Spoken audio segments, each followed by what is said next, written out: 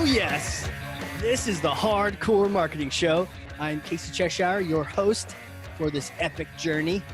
And today's show, sponsored by Cheshire Impact, on a mission to help people maximize their use of Pardot and Salesforce. CheshireImpact.com. Bam. There it is. You hit a button, and then suddenly everyone gets to hear what you're saying. Welcome to 2020.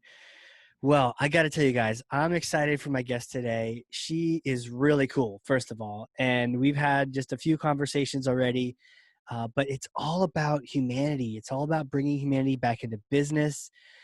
And then really as marketers and people in sales, like how can we get this back into our process? How can we be more human? So let me just tell you all the things about her. Best-selling author. She's been featured in the New York Times, which I was even looking at today, Forbes Woman, Wall Street Journal, Keynote Speaker.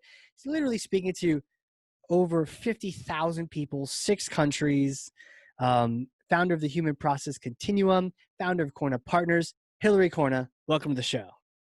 Thank you. Happy to be here. Yeah, so there's so many things going on here. You are a busy, busy person. Let's really, we're talking about humanity and getting humans back in humanity back into like our business and our marketing. So I want to pass it to you, and I want to pass this thing to you. Hold on, it's heavy. Oh God, I got it. Okay, here you go. Thor's hammer. Take the handle. You got it? Love it. All right. Got it. Okay. Oh wow, you just one-handed that thing. That was crazy.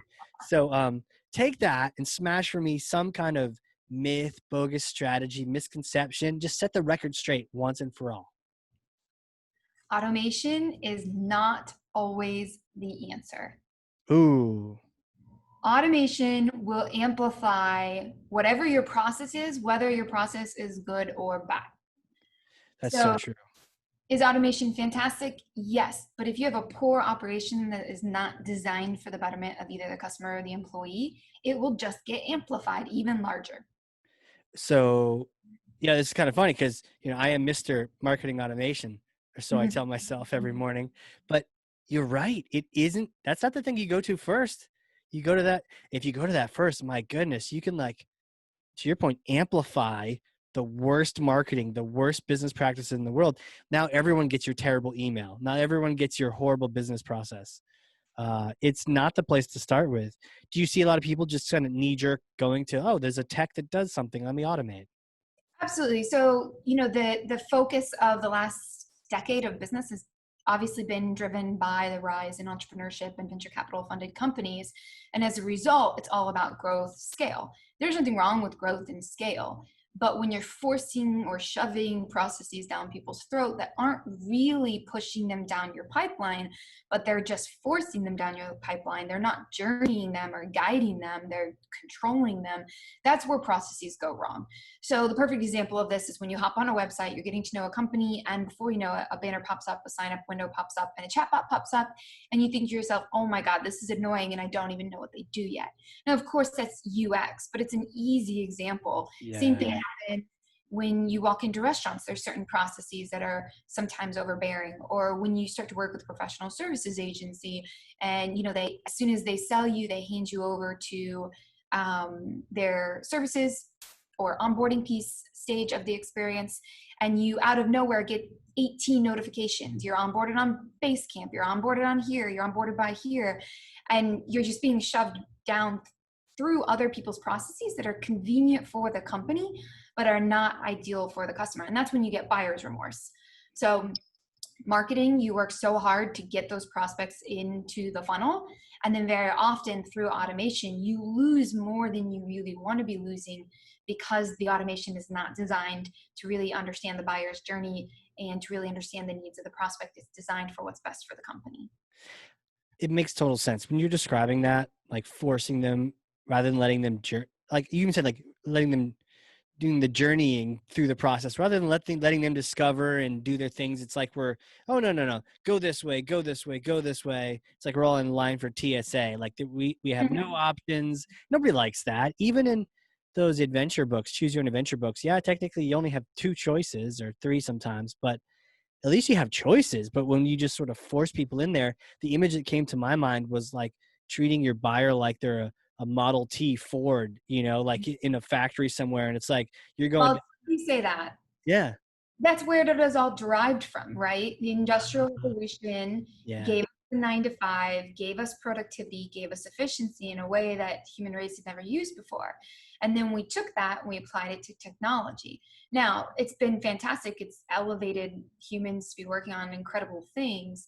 However, when we start to treat our customers and our buyers like machines, that's where we can start to anger and aggravate them more than we want, especially during the buying process.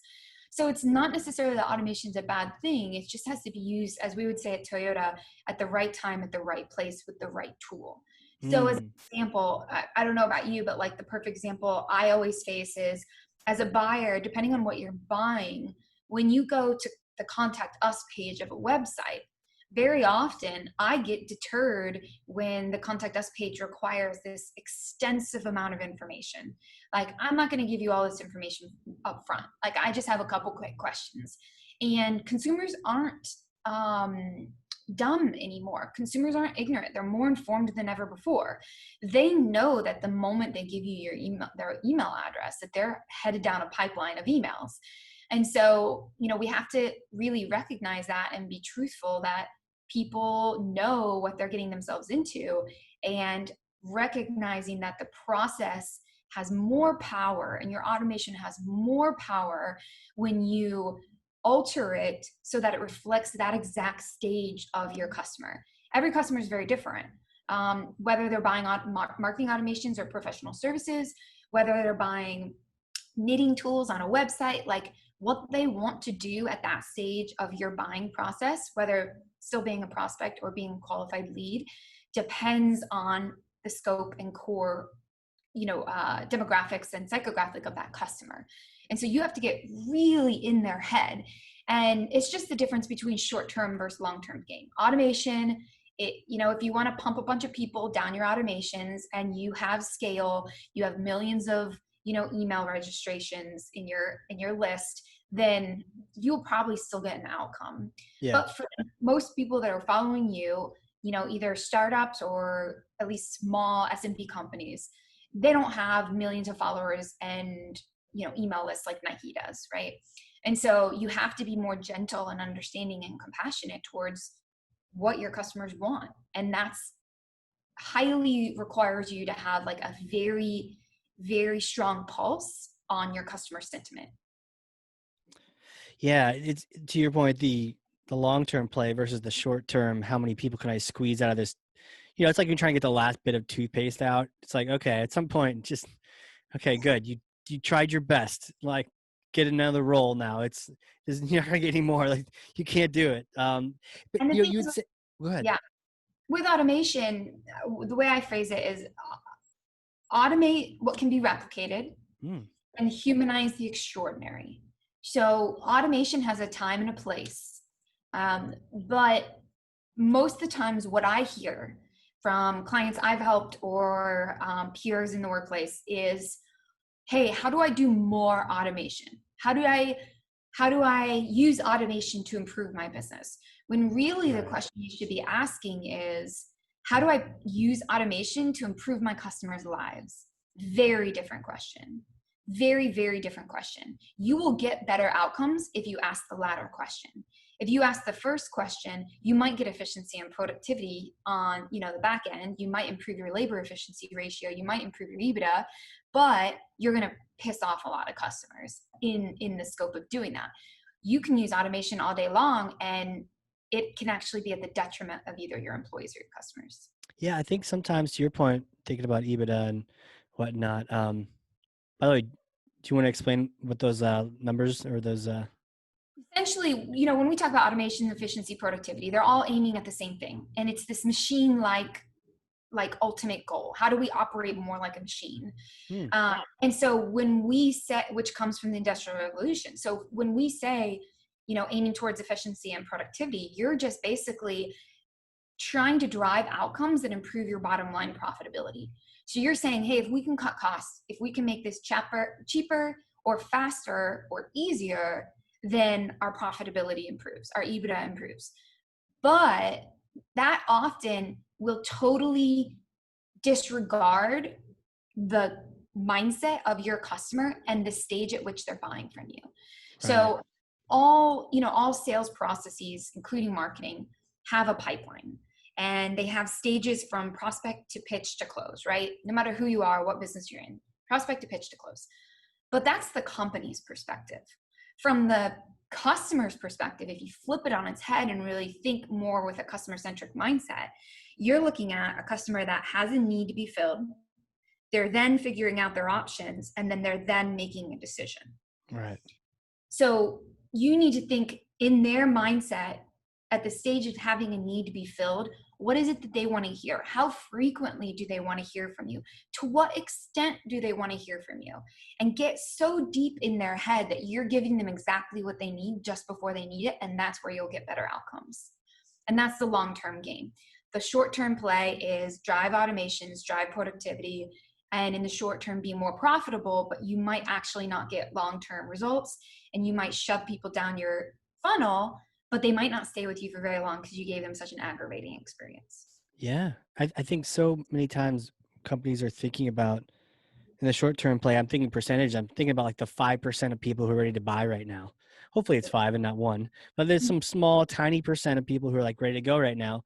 And when these terrible nurtures or these terrible automations happen, some people are just ready to go anyways. And so you think, oh, this works. Unfortunately, you just ticked off like another 80, 95% of people who are not ready. They're just shopping. They're early, and you've alienated them. It's like you got the short-term, winner too, but maybe it was going to happen anyways, but you've really shot yourself in the foot for all the future business and all the other people on your list.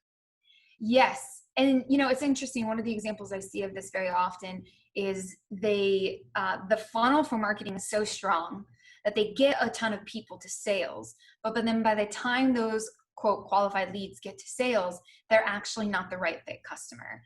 And that creates waste in the sales process, because then you have your sales team talking to, a good chunk of your customers, a good chunk of your prospects that actually aren't even your qualified leads. So that's an example where actually you can have a flip result. It might look like good outcomes on the front end with the sales, with the marketing pipeline, but on the back end, you're creating waste because you're basically shoving unqualified leads to the sales team. When I believe in a more for more mentality, I believe in quality over quantity. I'd rather be sending sales with the right people rather than a shit ton of people and then hope a couple of them are right. And this is just a choice in business that we have to make all the time. In Toyota, during my time abroad, we would say it's better to spend 60% of your time planning as a rule of thumb to get better results than to act fast and deal with crappy results and have to fluff through them to find a good answer. So this is what I see as a result of this past decade of the rise of agile growth, rapid growth, 10x scale, is that we pride ourselves as Americans, we pride ourselves, or Westerners in general, on taking action, moving forward, hoping something sticks along the way. When really, if we just took a little bit more time on the front end to think more thoroughly about it, we'd have better results on the back end. And so this goes back to the short-term versus long-term game. Amazing. And not only that, but sometimes we're treating our buyers like they're still in the 60s. Like, hey, Lucky Strike will make you strong. Go smoke them today. And it's like, nah, no, you brought this up. The buyers know. They're a lot smarter. They're a lot more educated. You put an email address down there in the contact form, they know that you're probably going to spam them. If you put a phone call, like a phone number, they're going to call you. And then the goofy people you mentioned, like if you ask them, oh, what's your salary? Or I've seen, what's your revenue? It's like, well, oh, you're asking my money just so you can take more of it away. Like no one's dumb. You're not just putting these things on a form thinking they won't know. We're going to trick them into getting into our nurture, our sequence, and then we're going to spam the heck out of them. They know, and you're preventing a lot of people from getting in there because they're choosing not to do that. Totally. And that's why you got to flip when you think of the stages of your customer, especially from marketing to contract signing or to purchase or conversion. I don't use the word conversion generally because I just think it's totally company centric. It's not what the buyer's not saying, I converted. Like you got to, That's true. using that phrase, the buyer's thinking, I found a solution or I resolved a need. And so it requires a deep level of empathy, humility, letting go of the ego to really think from their perspective. But if you think from their perspective and flip it on its head, it's not, it's not awareness or, awareness could be it, but it's not prospect, pitch, and close. Then it's really like, I'm researching, I'm learning, I'm educating, I'm agreeing. And you want to use those phrases. So whenever I work with clients, always one of the things we do is we do a very simplified version of a customer journey. It's a one-page image, at a glance, all visual. Journeys can get really complex, but specifically marketing to sales, we simplify by saying at each of those three stages, at the point of being a total cold lead or prospect, to the point of being a qualified lead, to the point of being a buyer, what is the one question at each stage that they're wondering? And how can you phrase your language to be in line with what they're wondering? If you do that, and if you really get a deep pulse on what they're wondering and needing at that time of their experience, you will get better results. It's the long game. It's the more sustainable game. I don't know about you, I'd rather deal with 1,000 clients than 100,000 clients. And so it's just a choice you have to make as a business owner. Oh, 100%, especially for, a lot of people listening are B2B. It's not about selling, 800 million rolls of toilet paper. We're just trying to sell maybe 8 or 80 things this year to big companies. I wanted to go back to something because I want to touch on this one pager thing and the idea of planning, but also just going back to the words. I get the sense that the words we use matter. They matter to you. They matter to the process. Conversion. It solidified for me when you said I was converted, like said no one ever, right? I've never even done that. And I do forms on purpose if I like them, because I'm like, I like this form. But yeah, I've never, shouted, Eureka, I've converted. I've never said that. And I don't know what words I have said, but the idea of learning, educating, do you ever have to, rewire people's minds when you're working with them and do you ever have them actually change their column titles? I love that you asked this question, because one of the things I often say to my clients is, it's not what you change, it's how you change. And so what I find, one of the activities or exercises I do is plotting out the customer for life cycle journey. And so what that means is it's a fundamental tool to the Toyota production system and the Toyota way, which is my background. And the idea of it is, if you incrementally improve the customer experience over time, you create customers for life. So depending on what industry you're in, your lifetime value of a customer will differ. But let's say your lifetime value of a customer is 3 years. The question is, how much value are you getting out of one customer? Are you getting are you getting like 50% value? So if it's 3 years, you're only getting a year and a half. Are you getting a 25% value? And let's maximize that value, because I would rather get more out of one customer than have to go after and chase another customer to put into my pipeline. Totally. It's actually shown that we spend 8 times as much expenditures on getting someone else into our pipeline than it would take to add value to our existing customer. So I believe that every business's biggest asset right now is their existing customer base. And especially in a COVID world, like where sensitivity to sales is very high, that the more you can just lean into your customer base and understand their needs, because everyone's customer base needs are changing right now. It's not that they don't want to be sold to, it's just what you did before may be less relevant. And if you really look inward and ask them, what do they need from us? What is it that we could do to go above and beyond? Even if that means it goes outside of the scope of our normal work, and then deliver that, that's where you rise above a traditional industry and operation that you are. So if you're financial services and you find out, hey, our customer base is really looking to understand how to manage their families while they're home, or how to manage their families during the summer because none of the camps are open. And hey, let's do an online training camp for kids about financials, or about, finances or budgeting. Like, imagine, I got goosebumps just thinking about that. And I just came up with that. Like if I was a customer of that financial services fund, I'd be like, wow, they really understand what I'm going through. I haven't seen anyone else do that. And that really elevates the relationship. So it's more about that loyalty and them understanding each other than it is about the transaction of a financial services firm. And so that's the ultimate goal of this is loyalty, repurchase, referral, maximizing the lifetime value of your customer base rather than just constantly, trying to crank the engine like a cog in the wheel and treating people like machines. Totally. That goes back to that. I love the example that you just sort of invented. Like, what if we did this for our customers? Makes me think like, oh, what do our customers really need? I want to drive things, but I have a practical challenge for you on that. And I wonder, how you dealt with it in Toyota. The idea of, okay, we're marketing, we want to get the loyalty, the repurchasing, the referral. Our customer journey extends beyond the first purchase, but now they're dealing with our operations team or our account management team, and they're owned by someone else. And then how do you show interest or try to affect change in that if the natural response back is no, ops has that, or our retail team has that, hands off.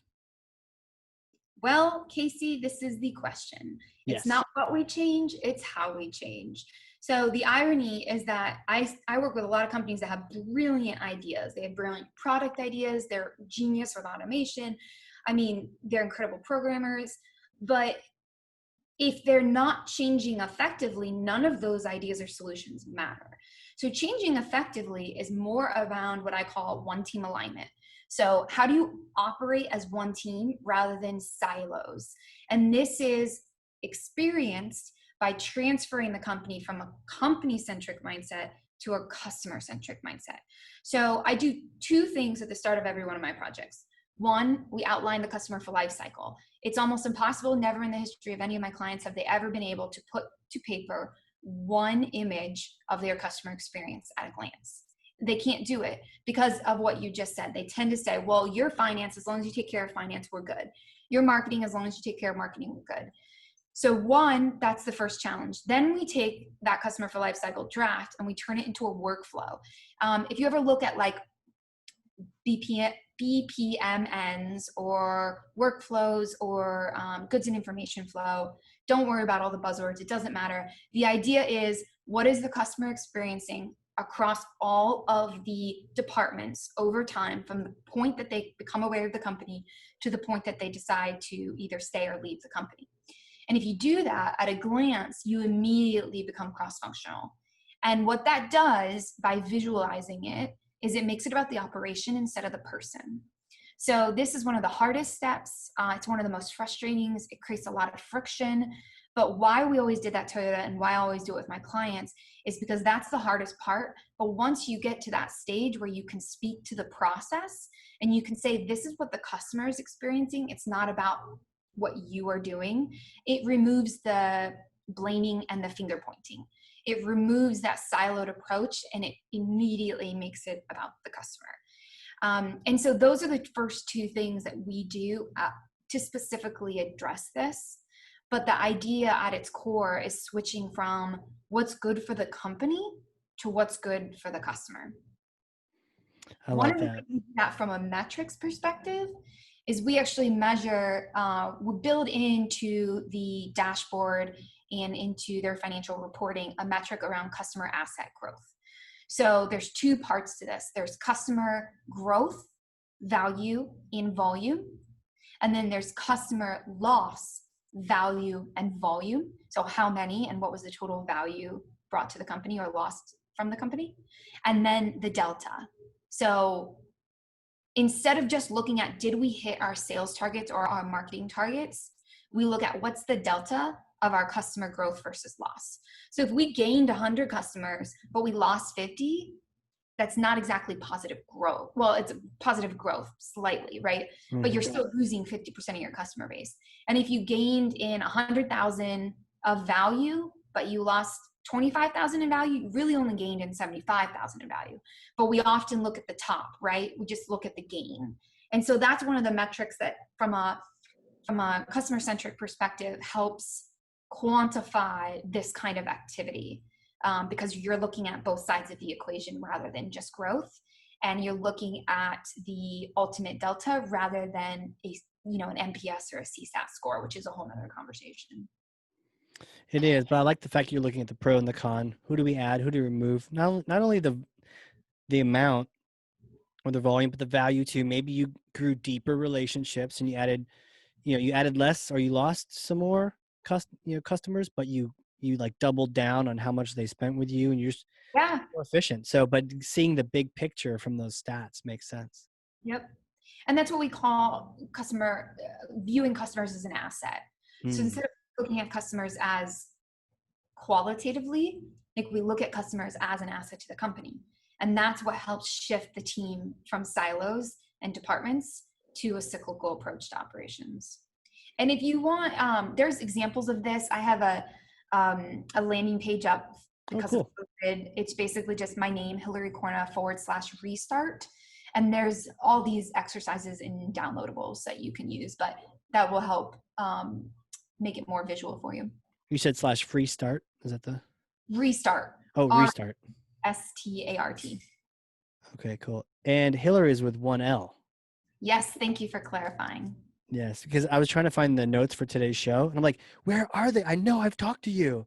And then I used your last name, and I found them, and I thought, aha, I've remembered this. Now people can remember me forgetting them. Now you'll type it right for the rest of your lives. Let's go back to the one-page customer journey, because it sounds like you eventually get super detailed and complex and process. How do you boil it down into like a one page? Because I love the simplicity of it. It sounds challenging. It's funny because whenever people start this activity, they want to go deep into the details. They're like, look at my process docs, look at our beautiful workflows. And the irony is like, that's the easy part. The details are easy. The hard part is simplifying. So our goal is to create a one-pager that can be customer-facing and internal, so that at a glance, customers and employees can understand what every single customer's default experience is. That's what we call the customer for life cycle.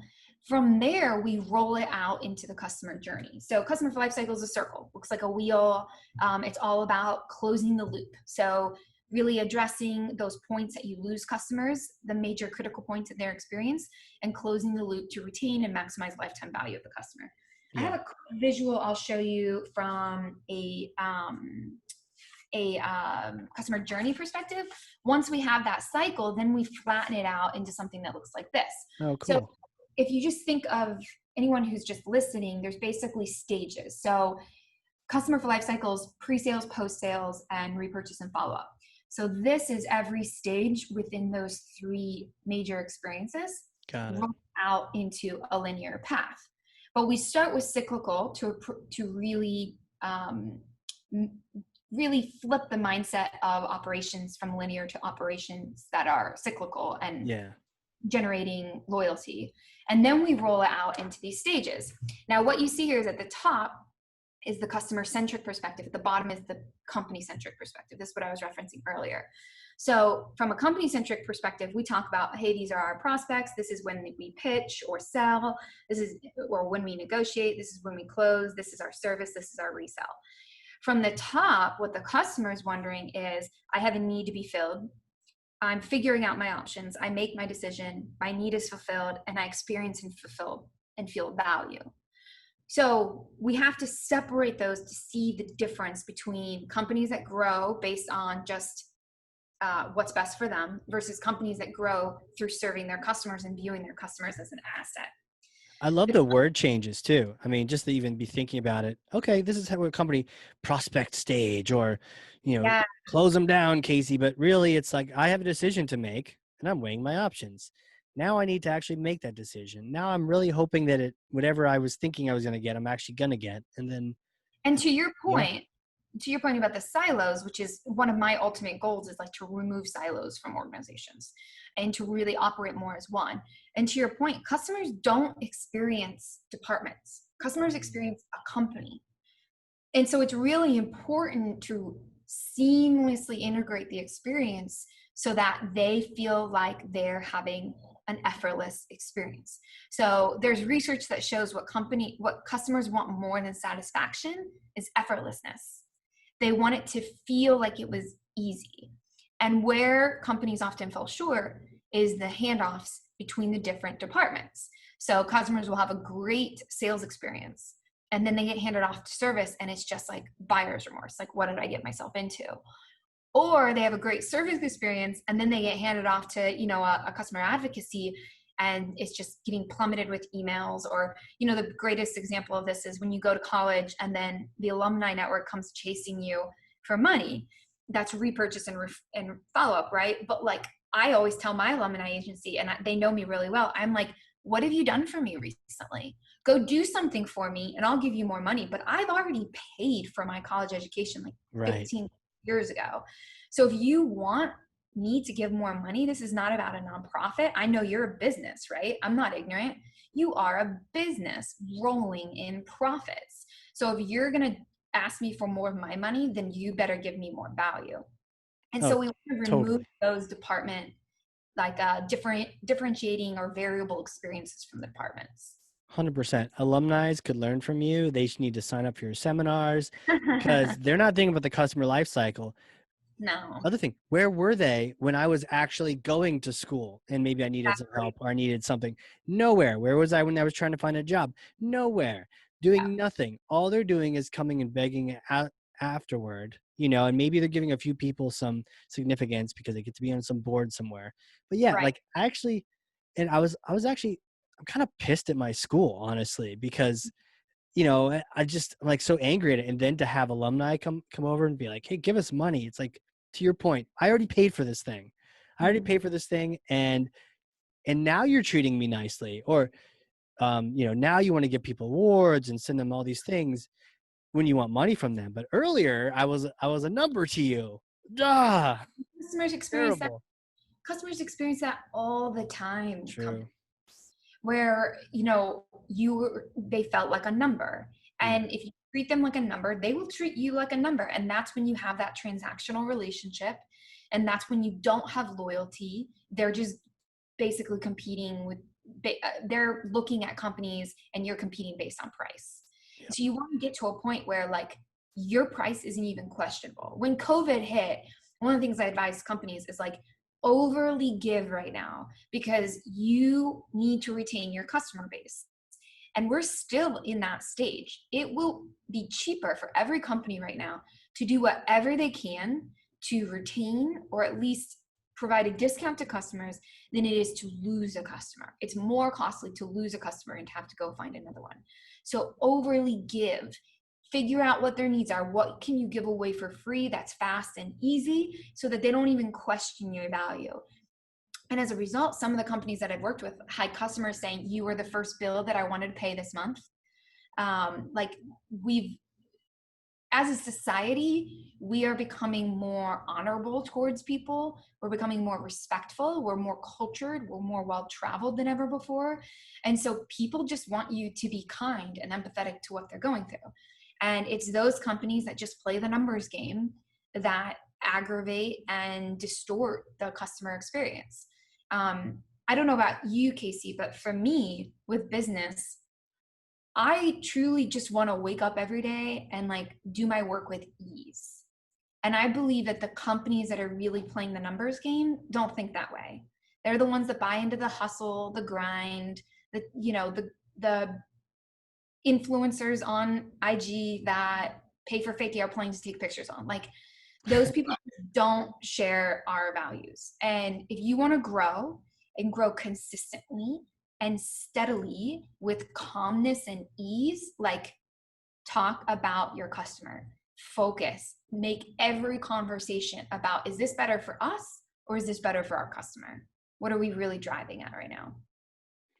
Yeah, it as painful as it was from my school to treat me like that. Now I'm like, I get all like self-conscious. I'm like, oh dear God, we don't want to treat. I don't want to treat our customers, and I'm sure people listening don't want to treat their customers like they've been treated poorly in the past. And it's like a great wake up call to think about.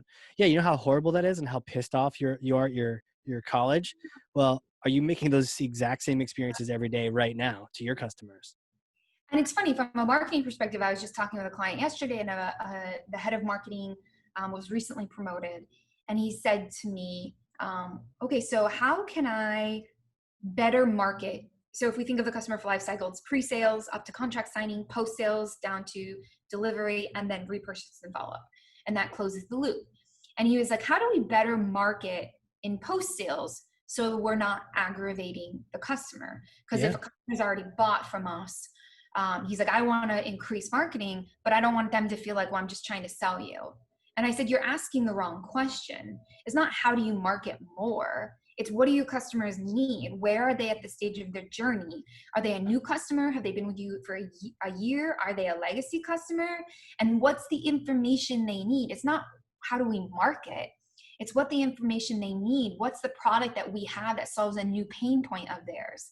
Like, forget what your company is doing. Like, totally think, what does the customer need? And what is the process that we can implement to deliver that need? And that's when you'll start marketing more effectively in post-sales. I wrote that down because we can all think about that. What do they need? We can be so busy. And to your point, It makes their lives so much easier. Going detailed is the easy part. Simplifying is the hard part. Being busy is the easy part.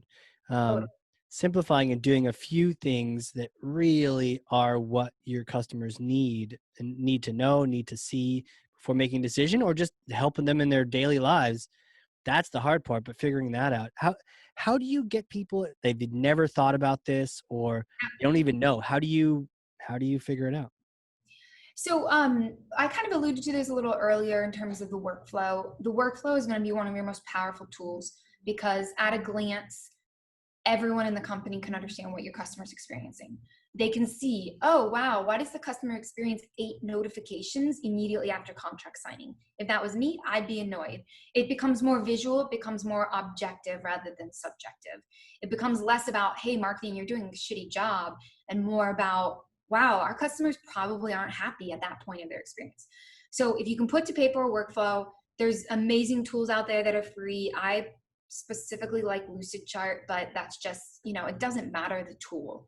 It could be a hand-drawn, at Toyota, we used to use Post-its on the wall, but simplify, stay high level. In 60 minutes, get your team together. You could have a workflow with identified problems where your customer is experiencing pain.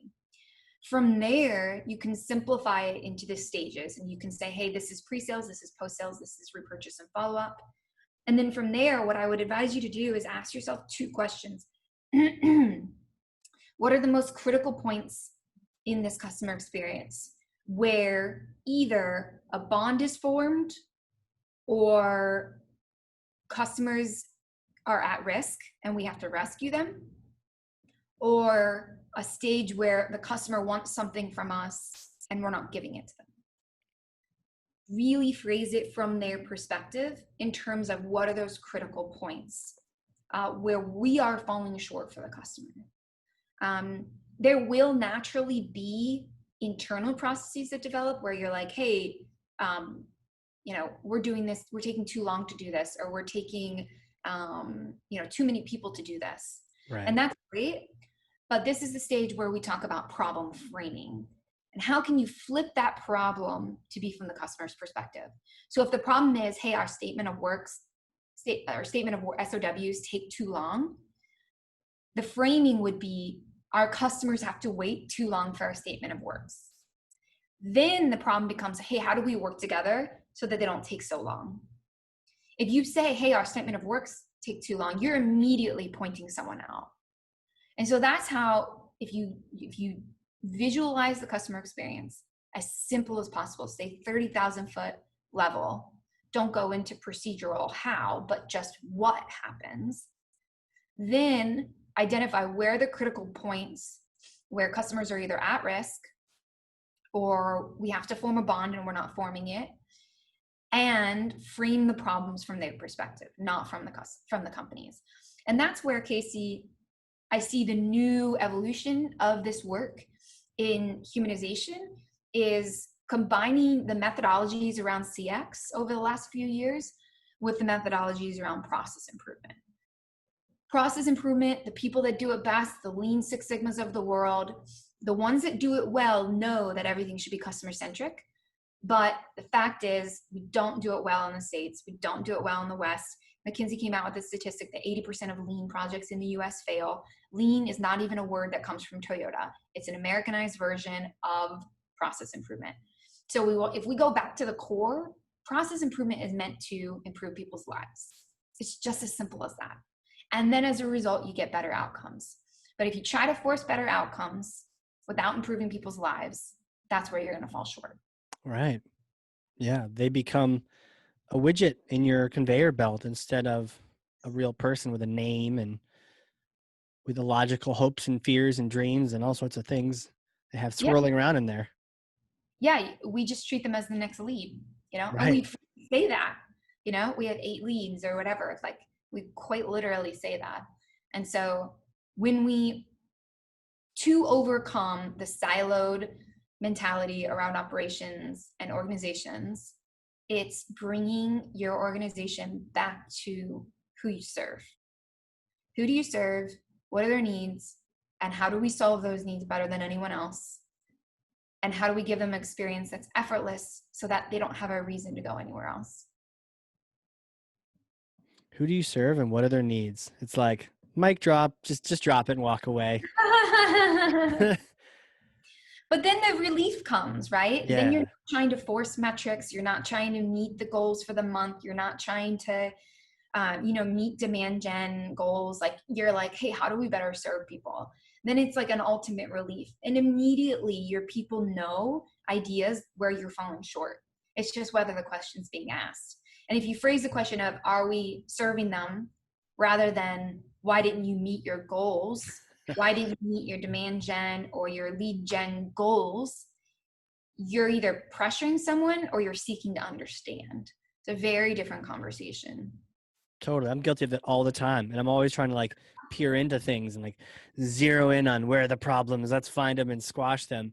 And you're right. I'm probably stepped on toes before. And politics wise, the idea of if it's about, you or your department failing, people immediately put up defenses. They don't want to collaborate. But if it's, okay, let's put all of our stuff aside. It's the customer. How long is the customer waiting for that SOW? Like, let's ask about that. Hey, how long does our customer wait before kickoff? What is that experience like for them? What you change Shifts. is change. It's the buy-in. It's the coming from a place of love. It's coming from a place of empathy for the customer. Like, that is where true sustainable change comes from. And that's where sustainable longevity of businesses come from. If you don't want to be around in 3 years and you want to exit your company, like, you probably shouldn't be listening to this podcast. Yeah. But if you turn it up right now. yeah. If you want to wake up with joy and ease and like know that you're doing good in the world and you're serving the purpose that you were meant to serve, then do this work. It seems like there's a lot of things to do here. If you wanted people at home, jogging, whatever you're doing right now, listening to this podcast, if you were to suggest like 3 things to get started, what kind of things would you tell them? Because I heard all sorts of things. The most immediate one is add a business performance metric to your dashboard that you're reporting on in your financials. That is customer delta growth.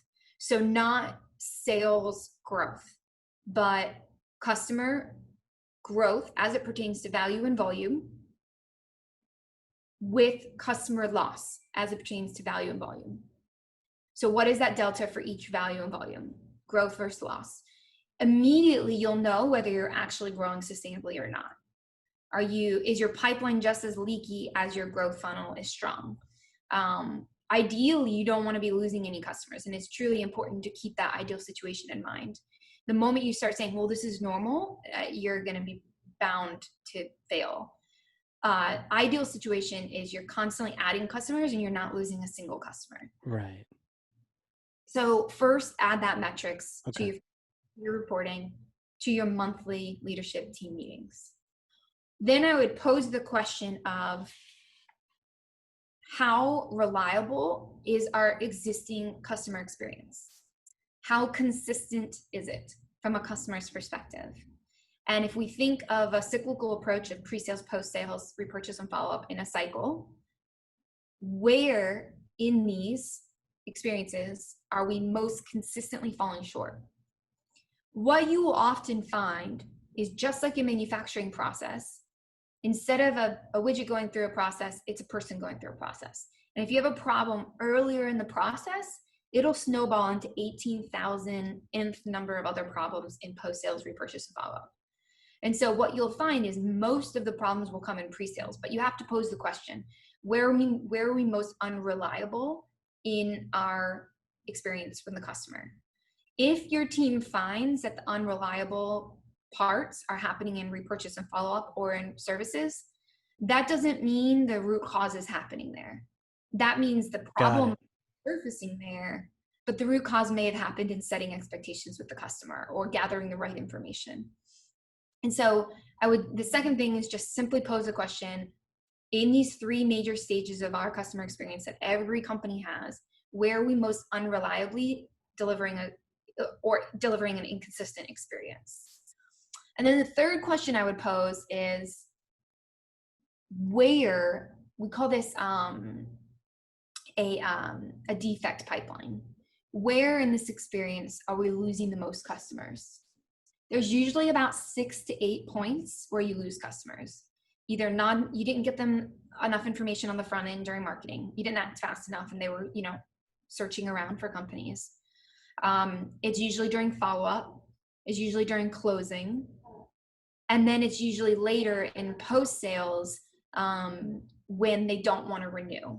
So those are 4 of the main ones that typically show up. But the question I would pose is, basically around customer loss, where do we have a defect pipeline? Where are we experiencing defects because we're losing customers? So defects is one of, if anyone has ever studied the Toyota way, defects is one of the 8 waste, a type of waste around Lean, Six Sigma, process improvement methodologies. Again, Lean does not come from Toyota, but because people recognize it, I'll use that word. And so the idea is, just like in manufacturing, you have a defect, you can have that with customers too. So those are the 3 things I would say. Wow, and that's a bite size. Like, I can wrap my head around that. It's like, okay, cool. 1, 2, 3, and to that part, you're starting, right? You're getting started. Yeah, absolutely. Well, question for you: do you see what's the future of this? The future of businesses? Are people getting the message? What do you see coming around the bend in like the next several months, years? Where do we go? So what do you think? What do I think? Ask a question back. It's like have you ever played the question game? Of course. The question game. Like, I've done this with friends where as soon as they say a statement, you're like, you lose. It's not, you didn't come back at me with a question. I would come back at you and say, specifically, with the human, I feel like I think it's kind of like table stakes. I think it's getting more and more. We're so used to Netflix and human emails and easy shopping, effortless Netflix and Amazon, that when things don't go right, we're more sensitive to it. And when we're treated a little bit inhumane, and when we're not treated like a customer, then we're kind of like more and more sensitive to it. Like the buyer is getting more and more sensitive to thinking about, maybe it's just me because I'm a marketer, but like I feel like everyone's kind of more aware of what's going on, and if you treat them poorly, they notice it and they take it more personally. Yeah. So have you experienced that recently with the company, as an example? Have I experienced that recently with the company? I don't know. I mean, I've been so locked in my house lately that mostly it's been Amazon, and they've done a good job for me. But I know for a few people, the shipping dates have been like, oh, we're gonna get it to you within a week, or whatever, however long. Oh, actually, yes. I ordered this hat right here, Lucky brand hat, black clover hats, and I love these hats. So comfortable, they look cool, amazing, so much fun. Tony Robbins wears one, like all that good stuff. And I got an email saying your hat will be here within 24 hours, right? It was part of their normal drip campaign, I bet, is what I'm theorizing. And it was not anywhere close. It came a week later. I'm okay. I get it. Hey, ship the medical supplies. Totally cool with that. But because their email said automatically, your hat will be arriving today, I was like, well, wait a minute. And I ended up pinging them twice. I was nice about it, but I ended up going to the site and being like, hey, the email says my hat's here today, but like, I don't see it. They're like, oh, well, shipping and COVID. I'm like, yeah, I know, but just, is it coming, I guess? They're like, yeah, it'll be there at some point. And then I ended up doing it a little bit later on, and eventually it showed up, but it was just a little bit of that, like, I don't know how you solved it other than like stop that thing, but that was a transition point I guess no one had thought of.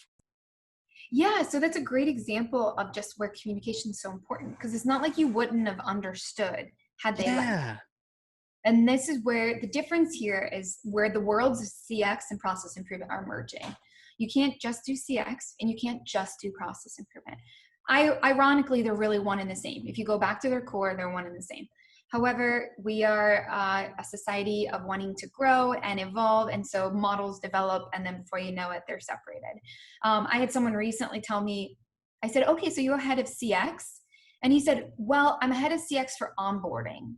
And I was like, oh God, you gotta be kidding me. Like, this is, you got it all, your company has it all wrong. Like, Oh no. So he was only CX he was siloed.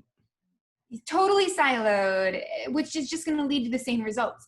And so to your point, we are in a state where our society is expecting the product to be, or service, to be delivered as promised. That's the expectation. So if you want to grow, if you want to be more than your competitors, and you want to become a market leader, even if you just want to kick ass in your business, you will not grow by only delivering the product and services promised. So you have two challenges here. The consumer expectations have increased. You can't really get away with delivering ineffectively, because your consumer has literally endless, infinite options to jump, hop, ship to, right? Yeah. So go to another hat company. They can go to another delivery service.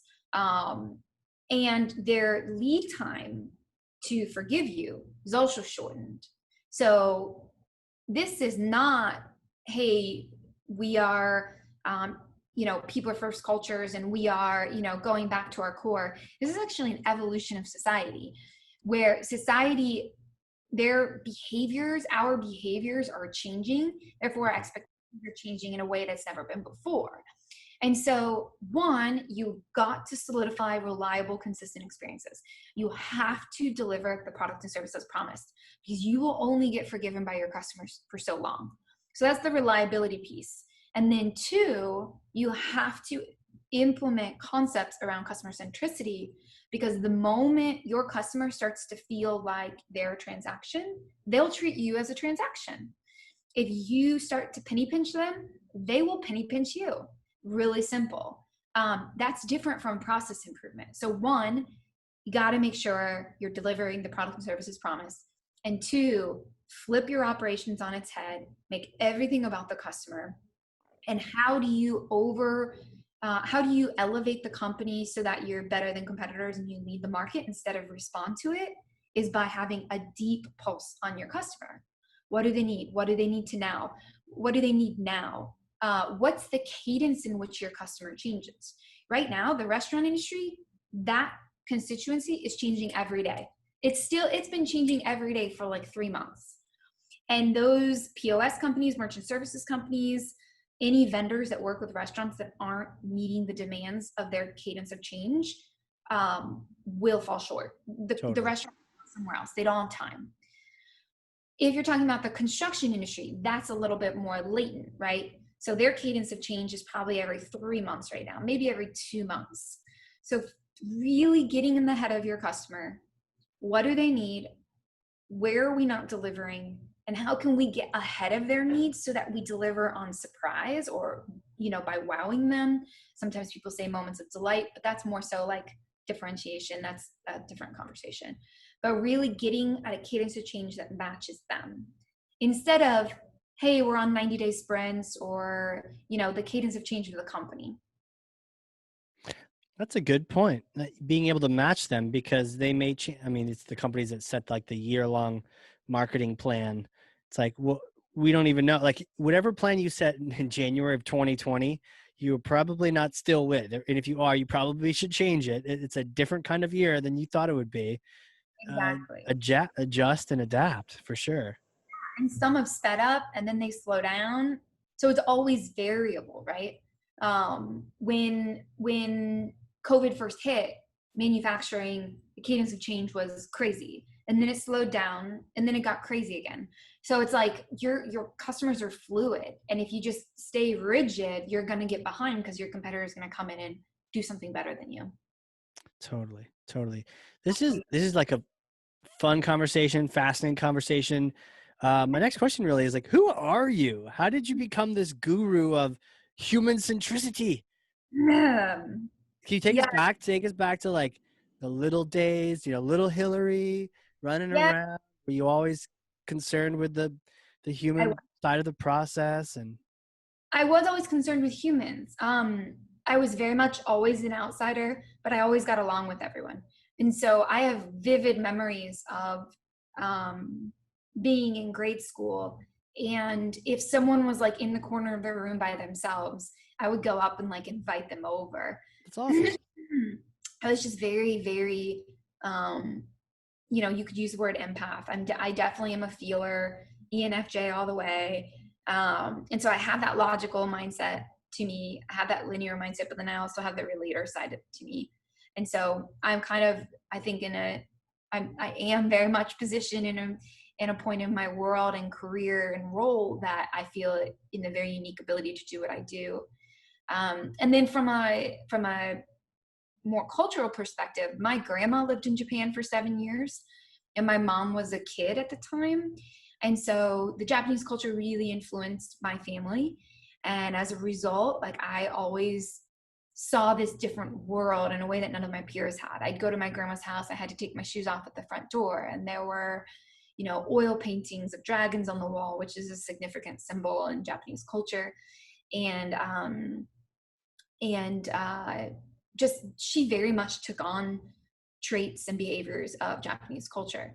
And so as a young kid, I just asked a lot of questions and began to learn and teach myself. And I had a few role models over my years that like were connected with Japanese culture for different variable reasons. And so I just incrementally grew a fondness towards it, and then started studying the language when I was 18, fell in love with the language, totally geeked out, Nice. and way too much time studying it. And then that's eventually how I started my career with Toyota.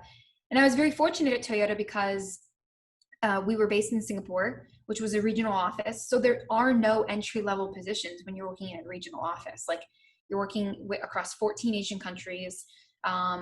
Every job in the company traveled for work. They represented different countries. We represented all 14 in operations Kaizen and process improvement. And so you were immediately working with SVPs, EVPs, head of distributors. We immediately had contact with headquarters in Japan in terms of like they would often come visit our projects and see how we were doing and learn from us. And then we would take what we were doing from a regional perspective and we'd bring it to other regions. So we brought some of our work to Vancouver, to Mexico, to Nicaragua. And so just immediately threw myself into this work and worked with some of the most sophisticated minds in the space that are the original thinkers to all of this. So I think looking back, what really happened is like I learned the fundamentals. And once you learn the fundamentals, it doesn't matter what cool new operating model or structure or framework someone creates, like the fundamentals don't change. But what is changing is society. And so we have to adapt the fundamentals to that. And so I worked for, a benchmark of leadership style that most never experience in their lifetime. And it's just really hard to ever leave that once you experience it. And the cool thing is, and I'll leave you with this, is just simply that, excuse me, that underneath the facade of all of Toyota's expertise and know-how and the Toyota production system and the Toyota way, underneath it all, Toyota will say, we don't think this is our secret sauce. Our secret sauce is how we treat people. Hmm. And so they don't, again, it's back to not what you change, it's how you change. So they don't pride themselves in their efficiency or their productivity or their quality level. They pride themselves in that the ideas came from the bottom up, that they generate over 1 million ideas a year from their frontline staff, that they have channels of communication to take those ideas and implement them. So it's how they change. And so they invite competitors to the manufacturing plants. They invite competitors and dealers to the dealerships to see what they're doing, because they don't believe that their secret sauce is in the car or their manufacturing techniques. It's in the ability to execute on those techniques. Just like automation. Automation itself is amazing, but you can use automation to do horrible things. And so it's more about how do you change and use automation to do good rather than the actual tool itself. Right. Right. Huh. It's funny, just that exposure early on in your life to Japanese culture with your grandmother planted a seed, and it sounded like whatever, it sounded like even the whole family sort of kind of it met a need of a little bit of all of you just as you grew up, and for you, you just really latched onto it. But it was something about that culture and personality that really appealed to you. Yeah, you know, I mean, when I think of some of the difference between the East and the West that really influence this space and this work, um, you know, in the West, we love one-time initiatives. In the East, it's all about incremental change, Mm. about taking small steps over time that are planned and with ease and calmness. And so that's like the difference between when we hear the word agile. I'm not going to go down that rabbit hole because we'll be here all night. But when we talk about agile in the West, immediately things come to mind like act fast, move fast, change fast. And the irony is like agile is, in my mind, is actually more about incremental change and being more intentional. And so, yeah, it's about change, but it's not about forced change or just change for the sake of changing. It's being more intentional and building in incremental change so that you're not stuck in the same status quo. And so there's a lot of things between the East and the West that are very fundamentally different. The one-time initiative versus incremental change is one of them. In the West, it's very much, I kind of say we both times, so it's a bit of an identity No, that's crisis. cool. No, you get to be double we. Double we, you know, we tend to think more about what's good for the company. And in the East, it's more about, you know, people first or improving people's lives. And so there's just Really, really, because I guess I haven't perceived that, and I haven't seen behind the scenes on anyone really. But so in the East, it's not just a namesake; it really is more about the customer. whenever we do process improvement, the first thing we do is observe the customer experience with no bias. We walk into a dealership and we just act as a customer, call it mystery shopping, whatever, Yeah. but we go through the customer experience and then we observe unfiltered what the customer is experiencing. And then we go in and guide conversation around the workflow of where we've fallen short as a company. But everything is about improving people's lives. So as an example, one of the projects we did was in delivery of vehicles way back in the heyday. This was like 11, 12 years ago. Still relevant now. And you can relate this to any delivery of service or product. But we were pushing this project and we found like there was some gap happening with the insurance approval process. For whatever reason, it was taking forever. And we found the root cause. We implemented a change, but we didn't realize that the woman that sat next to the insurance approval gentleman, we couldn't get her to help us, and we didn't know why. And she was giving us a lot of attitude, and like it was just constant struggle. So one day I went down to her workspace, and we had been back by his workspace a lot, and we were like looking, how is he sorting the files, you know, whatever. But we hadn't looked at hers, and we needed her in a very important step right before that to do something.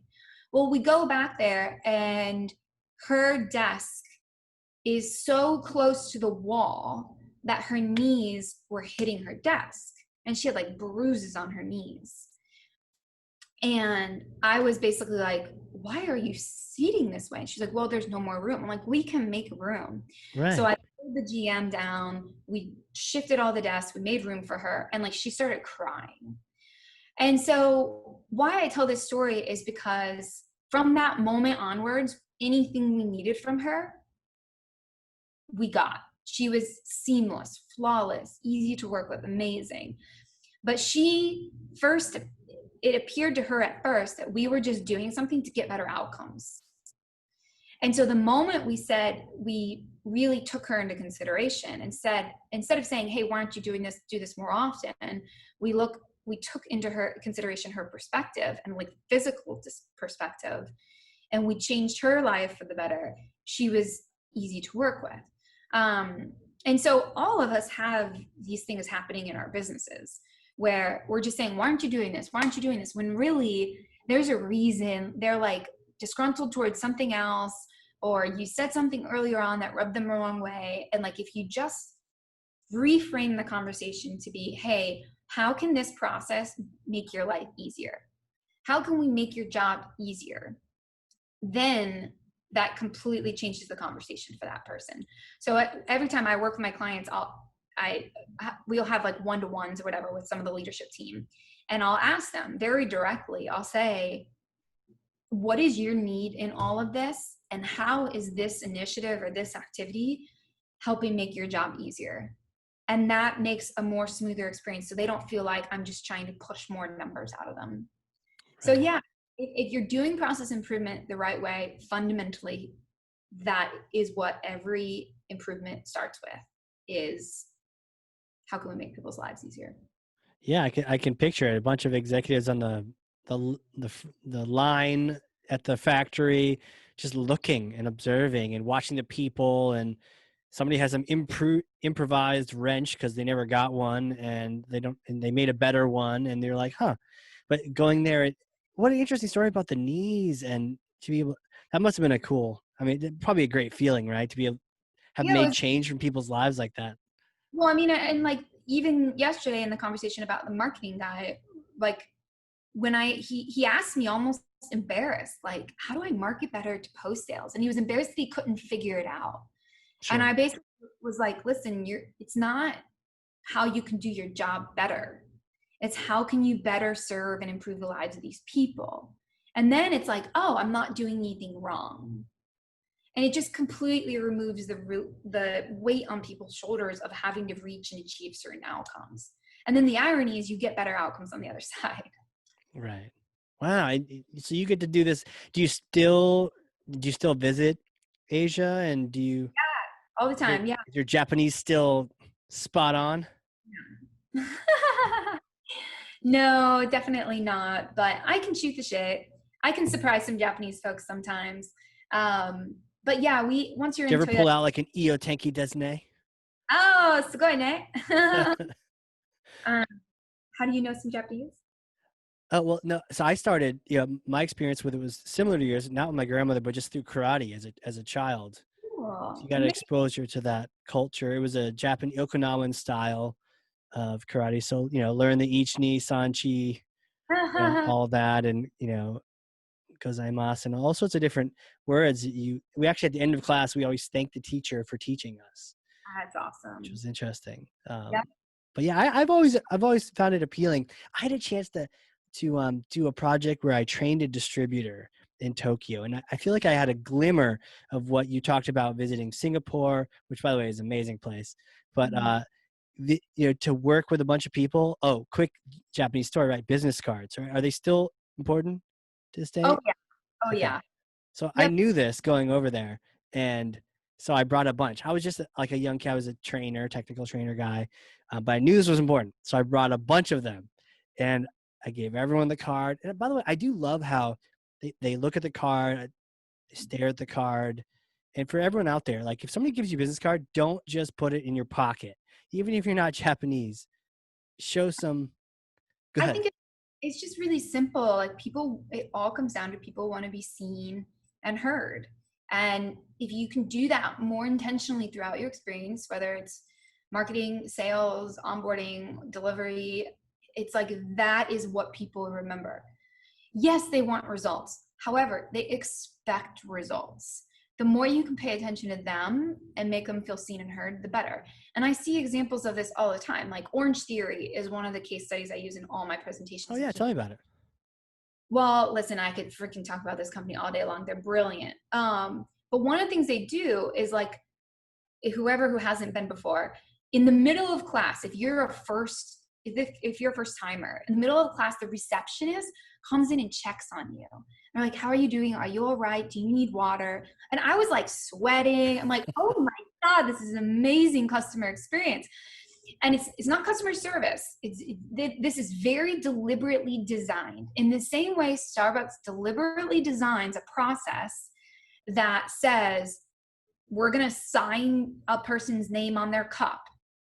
Yes, it's an SOP. It's a standard operating procedure, but it is a humanized one. They make everything else rigid so that that can be special. Even if they misspell it, right? It's still appreciated, even when they misspell it. So Orange Theory does this thing. They come in the middle of class, then they end the class. They don't talk about pricing right away. They ask you how you're doing. They ask you about your experience. It's obviously, I do this stuff for a living, so I'm very observant more than Me too. a consumer, but I'm very observant that they specifically don't talk about price until the end of the conversation. They have a clipboard and it's a visual, so it's really easy to understand like how, not what the packages look like. That's usually what happens in these kinds of industries. It's what does their experience look like when you join? This is who you become. Over time, you'll reach these certain levels and they get you excited. And you're like, freaking A, this is awesome. Yeah, tell me how much it is. I don't even care how much it costs. And then, I mean, they have so many of these details, but one of the things that they do that's amazing also is when you come back for your second class, they have a whiteboard that has your name and like calls you out. I forget the phrase they use, but they have a phrase and they call you out and it's like, welcome back. And then other people in that class welcome you. And you're like, oh my God. And so again, it's making people feel seen, need, and heard. Now, if Orange Theory didn't deliver results, that really wouldn't work for very long. Mm-hmm. And we've been there where apartment complexes are the perfect example. They just pride themselves on all their amenities, but they don't do the basics of what you want out of a skyrise apartment. But they have a movie room and a pool table. People don't give a shit about that. That's like add-ons. So those are great add-ons if you get the delivery right. So first deliver a consistent experience, make sure you're not falling short, and then move into the differentiation, which is the humanization and making people feel seen and heard. Amazing. That's crazy. The Japanese thing. Talk more about Japan. I ran out of business cards. Wait, what happened? I had a whole bunch of them, and everyone came over, and I bowed with them, and we exchanged business cards. Everyone in the room got one, and then a half an hour later, the boss of all of the bosses of all the people that were there that I gave a card to showed up, and I didn't have one, and they're all very gracious, but I felt like a tool because I knew better, and I was just like, oh my goodness, no, bring twice as many. You never know. Because sometimes people only want cards, you know, in the West, like if you've met them, or, you know, I don't need your card. But there it was that formalized ceremony of like, I didn't really meet you until we've exchanged cards, which to anyone who buys into this idea that people don't want business cards, the next time you're out, you know, hopefully in a post-COVID world, and you're networking and someone gives you their business card, take it, read it, ask them a question about it and say, oh, so according to this, you're so-and-so, or you're in this position, or the company's been around for this long. Tell me more about that. And you tell me that that means nothing to the other person.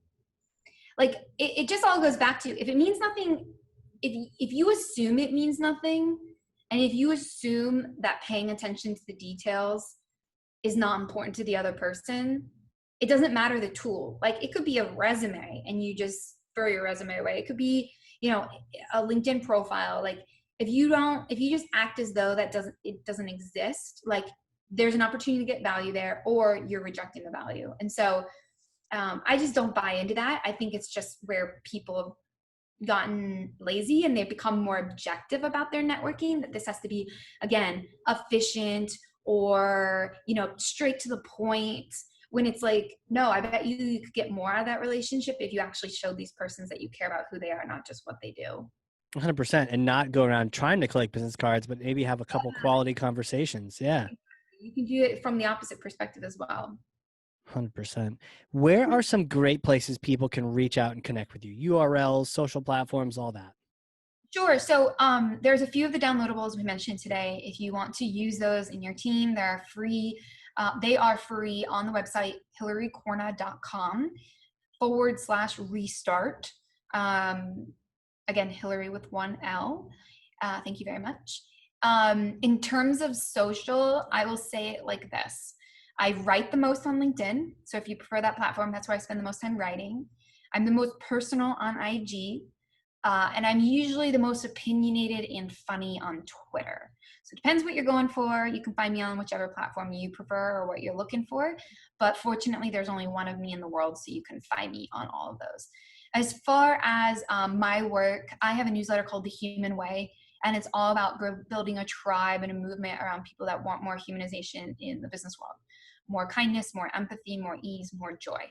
And more realness. And so the Human Way newsletter, to sign up for that, you can just go to hilarycorna.com/connect. There it is. The Human Way. Yes. And just to throw it out there, this fall, I'm releasing my second book, which is The Rise of the Human-Centric Era, all focused on tools and techniques that businesses can use to really get ahead of their competitors and become market leaders in their space. And that is planned for release this fall. And so if you just sign up at hilarycorna.com/connect, you'll get in on that. That's cool. We'll have to have you come back on here right as it's about to launch so we can put in a little promo and talk about it and that kind of thing. I would love to. I'm going to keep it short, actionable, implementable, 120 pages. Let's do this thing. Well, I was going to say, you can keep the book short, but you can't keep the podcast short. We could talk for days. Oh, yeah, it's my nemesis talking. Yeah. Nemesis, or it could be your best friend. For sure. Well, Hilary, thank you so much for coming on here. This has been so much fun. Oh, thank you. It has been fun for me too. And for those people listening, if they've learned something, and I know you guys have, I know you freaking have, because I literally have 2 pages of notes, and Hilary, I ran out of so much paper. I had to God. it's like I almost give up because there was like not enough room. Type those up. You said type those up? Yeah. We do have show notes. Yeah, for sure. But the ones that I write, some of the ones that I scribble, they're like, like special. But yeah, I should sell access to them. No, don't sell access. Don't market it. Just give it away. But yeah, I should scan them because they're like these little scratchy notes. And listen, if something's valuable and someone will pay, it's okay. But it should not be used. I see this all the time too. Like, it's like, what's the phrase you just used? Market everything? Yeah, but basically the phrase around monetization. Oh, you got to monetize that. Okay, hold up. Call this out right here and right now. Is this valuable to the customer? Yes or no? And if it is, how much value? What's it worth to him? $50, $100? I just paid some stranger on LinkedIn for a $50 playbook on how to strengthen your LinkedIn profile because that's fucking awesome. I'll pay $50 for that. So it's not about how to monetize or how to market it and sell it. It's, hey, is this valuable? Is it not? If it's valuable, how much is it worth? And charge that price. Simple as that. Charge a price. Incredible. Fantastic. So good. I'll have to figure out what to do with these notes. All right. And maybe that's a start of a new tradition here. Who knows? No, you're doing great things. Keep it up. Yeah, thanks. And thanks for being on here. And for those listening, this has been the Hardcore Marketing Show. We'll catch y'all next time.